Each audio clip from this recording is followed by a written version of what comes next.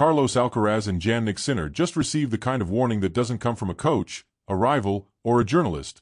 It comes from an entire nation preparing to defend its home ground. And according to people inside the ATP, this warning could completely reshape the opening weeks of the 2026 season. Because while everyone is talking about Alcaraz, Sinner, and their unstoppable rivalry, Australia is quietly getting ready for something else. A fight. A challenge. A disruption to the balance of power. And it's coming from two players who are tired of being overshadowed, Kyrgios and Alex de Minaur. The message is simple.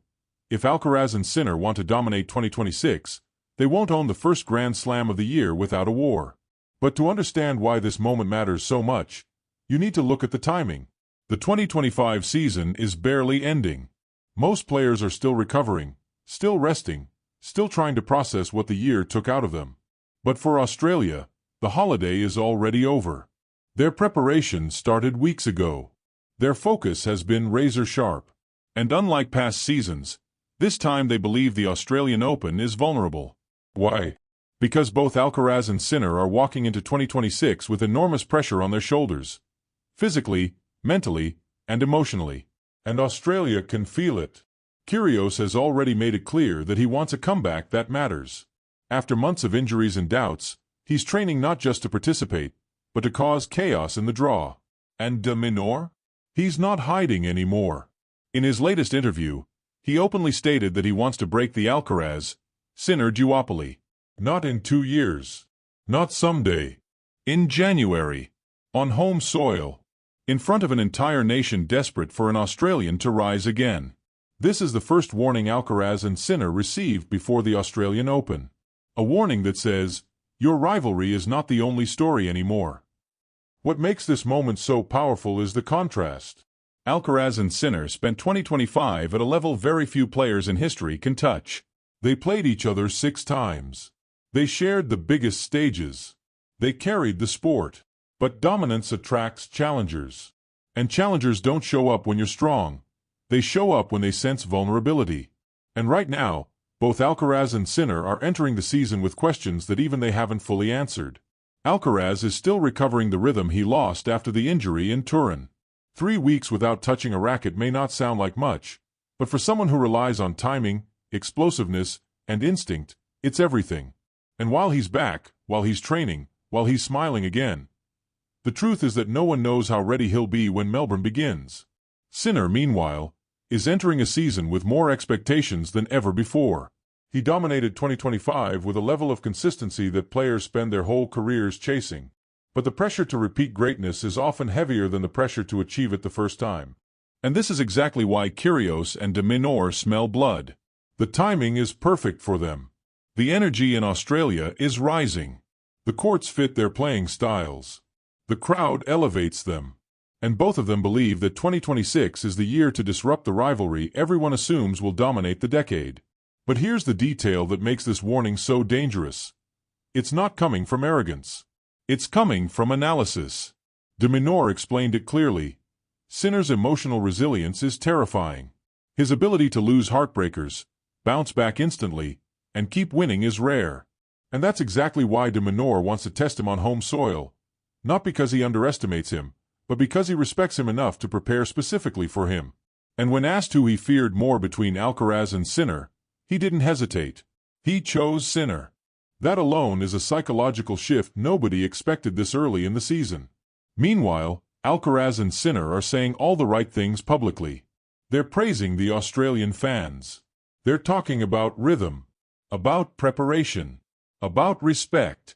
But beneath those statements, there's something else, awareness. They know the Australian Open is not just the first slam. It's the tone setter, the confidence builder, the place where the season's story begins. And if someone breaks the Alcaraz-Sinner storyline early, that storyline may never fully recover. Which is why this warning matters. Because what Kyrgios and de Minaur are trying to do is not just win matches. They're trying to alter the psychological landscape of the sport. They're trying to insert themselves into a rivalry that, until now, has felt untouchable. But the truth is simple. If Alcaraz and Sinner don't arrive at 100%, physically, mentally, emotionally, Australia will smell it instantly. And once a home crowd smells weakness, chaos is inevitable. Before we continue, make sure you subscribe to WorldNews Tennis, the only channel that tells you what's really happening behind Alcaraz, Sinner, and the future of the ATP Tour. The warning for Alcaraz and Sinner becomes even clearer when you look at how Australia is preparing behind the scenes. This isn't a country hoping for a miracle. It's a country strategizing. A country building momentum. A country that wants to shock the world by taking down the two players who ruled 2025. And the first sign of that ambition comes from Alex de Minaur, who is speaking with more confidence than ever before. His latest comments weren't casual. They weren't polite. They were deliberate. He wants to be the third force in tennis, the missing piece the sport has been waiting for. And he believes the Australian Open is where that transformation can begin. But what makes de Minaur dangerous is not just his hunger. It's the timing. He is entering the season with rhythm, with fitness, and with belief. Meanwhile, Alcaraz and Sinner are coming off emotionally exhausting seasons. Intense finals, long battles, injuries, comebacks, and the psychological weight of carrying tennis on their shoulders. When the level of the top stays this high for this long, the cracks often appear not in technique or tactics, but in energy, in freshness, in emotional reserves. And de Minaur's team knows it. They see the opportunity. They see two giants entering Melbourne slightly bruised, slightly vulnerable, slightly human. And this is where the warning becomes even more real. Because it's not just de Minaur. Nick Kyrgios is back. Not the Kyrgios of drama and unpredictability, the Kyrgios who can beat anyone on earth when he locks in. The Kyrgios who made the Wimbledon final. The Kyrgios who feeds off crowds like oxygen. When he steps onto Rod Laver Arena, the atmosphere becomes something else entirely. Something louder. Something wilder. Something that affects even the best players. And for Alcaraz and Sinner, who are used to controlling the energy of the stadium, this shift could be unsettling. The Australians are building a storm, and they want Alcaraz and Sinner to walk right into it. What nobody expected is how quickly the psychological game would begin. Reports coming from inside the ATP suggest that coaches around the tour believe the first week of Melbourne could be the most chaotic in years. Not because the favorites are weak, but because the chasing pack is stronger, fresher, and more united than ever. And when the gap between the top two and the rest begins to shrink, even slightly, everything becomes unpredictable. And then there is the pressure both Alcaraz and Sinner carry. Alcaraz enters 2026 with a mission he cannot escape. Win the Australian Open. It is the only Grand Slam missing from his resume. The one title that prevents him from completing the full set before turning 23. And pressure like that changes you. It makes you think more. It makes you hesitate more. It makes every match feel heavier than it should. His injury only adds another layer to the challenge. Even if he feels physically fine, doubt lingers. Not fear, doubt. And doubt at this level is dangerous. Sinner's pressure is different. He dominated 2025 in a way that almost didn't feel real. Slam titles, finals titles, consistency week after week. Now he enters a season where everyone expects him to do it again. The same dominance, the same level, the same outcome. And it's easy to forget how rare that kind of repeat performance truly is. Even the big three struggled to replicate perfection. Sinner's team knows he must carry the weight of expectation while also trying to defend the ranking chase against a healthier, hungrier Alcaraz. This is why the Australian warning matters, because it shifts the spotlight. It forces Alcaraz and Sinner to prepare not only for each other, but for an entire nation that wants to break their hold on the sport. What makes everything even more intense is how publicly both players are speaking about their rivalry. They are praising each other openly. They are acknowledging how much they push one another. They are reinforcing the narrative that they are the two pillars of the men's game. But in doing so, they are also unintentionally giving fuel to their challengers. When you say openly that your rival has no weaknesses, the rest of the field listens, and they want to prove you wrong. When you say your rivalry is carrying the sport, the rest of the field wants to interrupt that story. The truth is that Alcaraz and Sinner have become so big, so dominant, so central to the future of tennis that every other player enters 2026 with a single objective: disrupt them. Australia is just the first to say it out loud. And the most fascinating part of this story is that Alcaraz and Sinner are still handling it with calmness, intelligence, and perspective. They know rivalries are what make tennis beautiful. They know they need each other to grow. They know that pressure is part of greatness. But awareness doesn't erase danger. And danger is exactly what Australia is preparing to unleash. As January approaches, the tension only grows sharper. The countdown to Melbourne isn't just a countdown to a slam. It's a countdown to a test. A test of resilience. A test of strategy. A test of who can handle expectation while the rest of the world hunts for weakness. And right now, Australia believes that weakness exists. The pressure surrounding the Australian Open becomes even more fascinating when you consider how differently Alcaraz and Sinner are entering the new season. Both dominated 2025. Both carried the sport. Both reached heights most players never dream of. But their trajectories at the end of the year could not be more different, and Australia knows it. That contrast is the fuel behind the warning they've just received. Alcaraz's story begins with something simple yet dangerous: rhythm. His injury in Turin didn't just stop him physically, it interrupted his timing, his explosiveness, his instinct for match play. For a player built on improvisation, aggression, and fast acceleration, 3 weeks off court is not just a pause. It's a reset. And when he stepped on court against Frances Tiafoe in Newark, that reset was obvious. The shots were there. The movement was there. The electricity was there. But the decision-making, the precision, the sharpness, they were still waking up.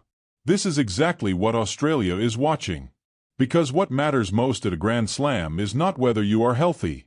It's whether you are ready. And Alcaraz, even if physically recovered, might still be rebuilding the competitive feeling that makes him unstoppable. That's why this warning lands so heavily. Australia believes Alcaraz may arrive in Melbourne still searching for his gears. Sinner, meanwhile, is experiencing the opposite problem. He didn't lose rhythm, he gained expectation. His 2025 season was so consistent, so polished, so emotionally stable that it changed the standards of what people expect from him. And entering 2026, he's not just one of the favorites. He is the favorite. That kind of pressure doesn't crush players like Sinner, but it weighs on them. Every match becomes a test. Every point becomes a confirmation. Every mistake becomes a headline. And this is why Alex de Minaur's comments were so perfectly timed.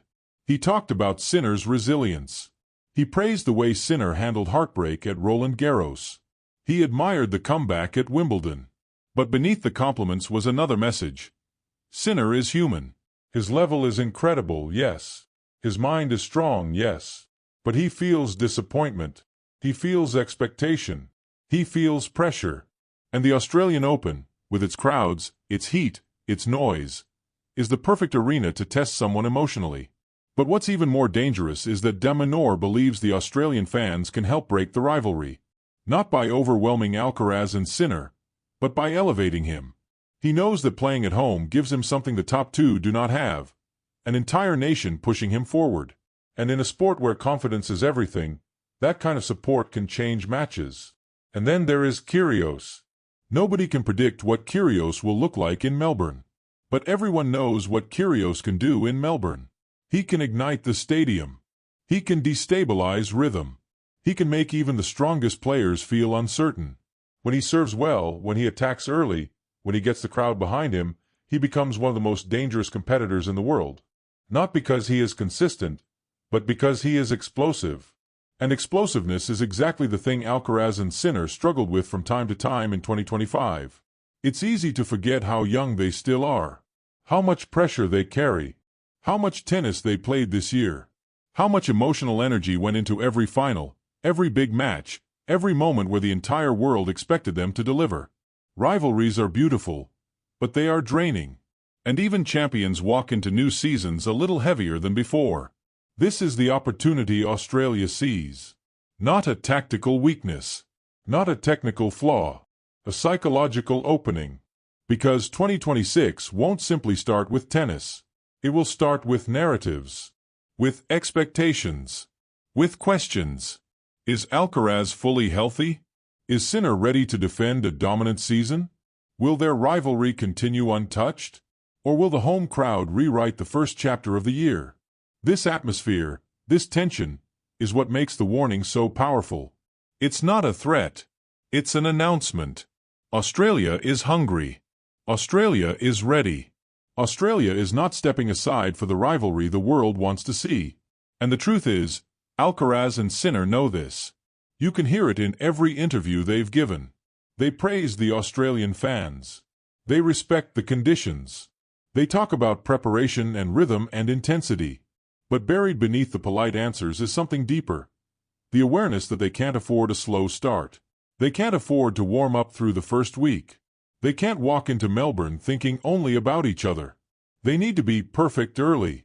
And if they are not, this Australian wave, Kyrgios' fire, Minaur's discipline, the crowd's roar, will crash straight into them. This is why the first Grand Slam of the year is already becoming the most unpredictable beginning to a season in years. Because the players who usually start the year quietly are suddenly preparing loudly. The challengers who usually wait for opportunities are now creating them.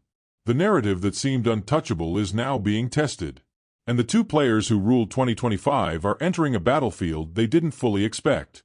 What makes this moment so defining for the future of tennis is not simply that Alcaraz and Sinner received a warning. It's that the warning arrived at the exact moment when the sport is shifting beneath their feet. Rivalries don't exist in a vacuum. They grow, they evolve, they get challenged by new forces that appear when nobody expects them. And right now, Australia is stepping into that role with full confidence. The message is clear. The rivalry between Alcaraz and Sinner may be the heart of modern tennis, but Australia wants to be the spark that disrupts it. And what's striking is how both Alcaraz and Sinner have stepped into 2026 with very different emotional baggage. Sinner is entering the season with the weight of domination. 2 slams, year-end consistency, a mental level few players can reach. But that level came with a price. When you dominate for so long, people stop seeing your victories as achievements and start seeing them as obligations.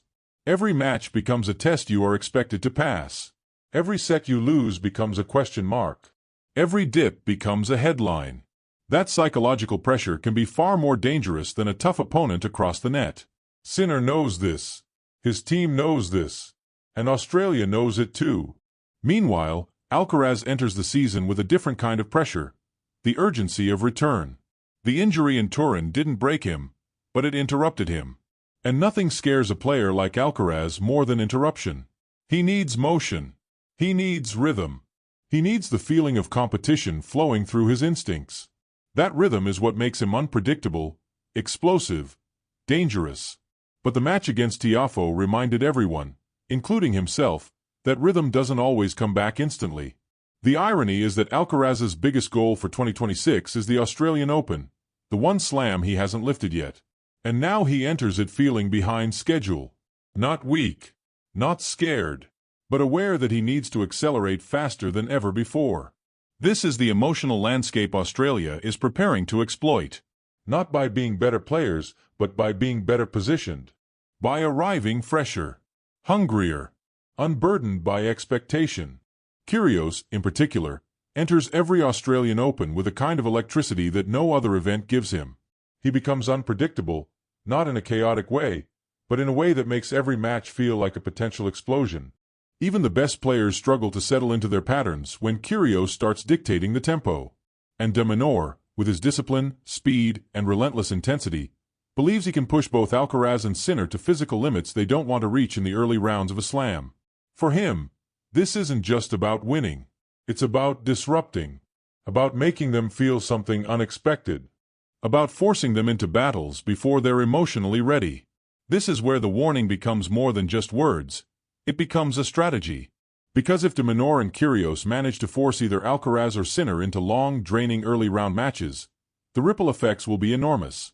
Not just for Australia, but for the entire season. A rivalry as intense as theirs requires energy. And the earlier that energy gets drained, the more unpredictable the season becomes. No champion likes to be hunted. But right now, Alcaraz and Sinner are entering 2026 with a target on their backs bigger than ever. What makes this even more compelling is how both players continue to praise each other's games so publicly. Alcaraz openly says Sinner has no weaknesses. Sinner openly says Alcaraz is one of the most complete players he has ever faced. Their compliments are sincere, but they also expose a truth the rest of the field has been waiting to hear. If the two biggest players in the world believe they are each other's only true challenge, then challengers like Minaur see an opportunity to strike from the blind spot. And that's exactly what Australia is counting on. But beneath all the tension, all the warnings, all the pressure, there is something else happening. Something more important for the future of tennis. Alcaraz and Sinner are not just rivals. They are builders. They understand that rivalries push the sport forward. That challenges shape champions. That pressure molds greatness.